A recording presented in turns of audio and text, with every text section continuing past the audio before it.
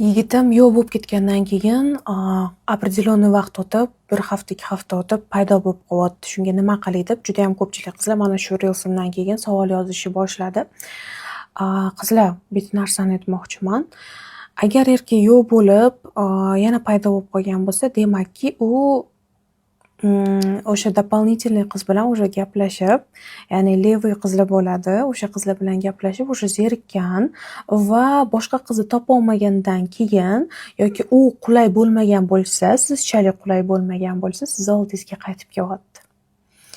Ana endi o'ylang, boshqasi bilan yurib sizni oldingizga qaytib kelgan mujik bilan dальше gaplashish g'ururingizga to'g'ri keladimi? Yo'q. Endi mani g'ururimga to'g'ri kelmagan, честно, chunki man даже бывшийлаrimni нынешний qizlari bilan ham gaplashganman-da, bilaman.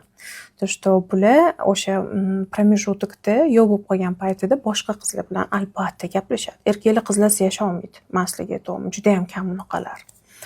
Agar siz yo ishlagan, u stressda bo'lgan deb o'ziga kirib ketgan, nima deydi, dam olgan отношениyadan deb o'ylayotgan bo'lsangiz, juda ham qattiq adashasiz. Mana men sizga aytyapman, coach sifatida, men sizga aytyapman. И как человек с опытом, tajribali inson sifatida. Yo'q, u boshqasi bilan gaplashgan.